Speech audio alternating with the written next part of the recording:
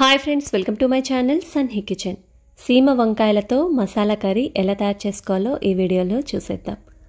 సీమ వంకాయలతో రెగ్యులర్గా అయితే మనం కర్రీ ఎక్కువ చేసుకోము, కానీ ఖచ్చితంగా ట్రై చేయండి. మసాలా కర్రీ చాలా టేస్టీగా ఉంటుంది. చపాతీలోకి రైస్లో కూడా చాలా బాగుంటుంది. ఈ సీమ వంకాయలు కట్ చేసుకునేటప్పుడు లేతవైతే తొక్కు తీయాల్సిన అవసరం లేదు, కొంచెం ముదురువైతే తొక్కు తీసేసుకోవాలి. కట్ చేసినప్పుడు లోపల పచ్చి మామిడికాయకు ఉన్నట్లు టెంకు ఉంటుంది, తీసేసుకోవాలి. తీసేసి ఇలా చిన్న చిన్న ముక్కలుగా కట్ చేసుకోండి. నేనైతే తొక్కు తీయలేదు, మీరు ఖచ్చితంగా తొక్కు అయితే తీసేసుకోండి.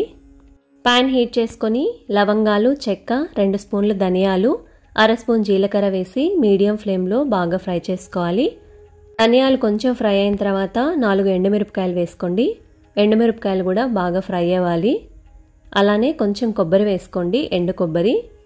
ఎండు కొబ్బరి వేసిన తర్వాత 1 నిమిషం ఫ్రై చేసుకొని స్టవ్ ఆఫ్ చేసి చల్లారనివ్వండి. చల్లారిన తర్వాత మిక్సీ జార్లో వేసి గ్రైండ్ చేసుకోవాలి.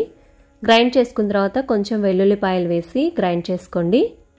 వెల్లుల్లిపాయలు కూడా గ్రైండ్ చేసుకున్న తర్వాత 3 మీడియం సైజ్ టమాటాలు చిన్న ముక్కలుగా కట్ చేసి వేసి మెత్తని పేస్ట్ లాగా గ్రైండ్ చేసుకొని పక్కన పెట్టుకోండి.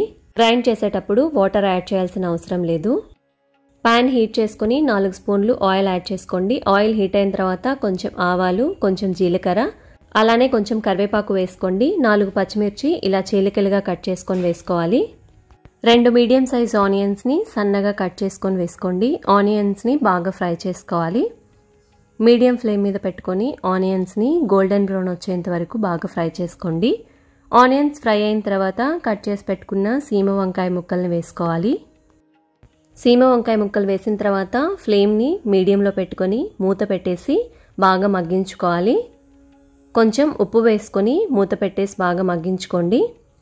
5 మినిట్స్ బాగా మగ్గించుకుంటే వంకాయలు 80% ఉడికిపోతాయి. 80% ఉడికిన తర్వాత గ్రైండ్ చేసి పెట్టుకున్న మసాలా వేసుకోవాలి. మసాలా వేసిన వెంటనే వాటర్ వేయకుండా మొత్తం అంతా బాగా కలుపుకోండి. ముక్కలకి మసాలా అంతా బాగా పట్టాలి.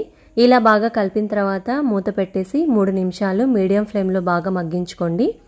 ముక్కలకి మసాలా అంతా బాగా పడుతుంది. ఇలా 3 నిమిషాలు బాగా ఉడికించుకున్న తర్వాత 1/2 కప్పు వాటర్ వేసుకోండి. కొంచెం కన్సిస్టెన్సీ పల్చగా ఉండాలనుకుంటే 1 కప్పు వాటర్ వేసుకోండి. వాటర్ వేసిన తర్వాత రుచి చూసుకొని ఉప్పు, కారం తక్కువ అనిపిస్తే వేసుకోవచ్చు. ఉప్పు, కారం వేసిన తర్వాత ఇలా బాగా కలుపుకొని మూత పెట్టేసి హై ఫ్లేమ్లో 2 నిమిషాలు ఉడికించుకోండి. ఆయిల్ ఇలా పైకి వస్తుంది. ఇలా ఆయిల్ పైకి వస్తే కూర మొత్తం బాగా ఉడికిపోయినట్టు.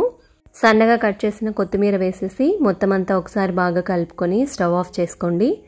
ఈ కర్రీ రైస్లోకి, చపాతీలోకి చాలా బాగుంటుంది. ఖచ్చితంగా ట్రై చేయండి. వీడియోని లైక్ చేయండి, ఫ్రెండ్స్ అండ్ ఫ్యామిలీతో షేర్ చేయండి. Thank you for watching.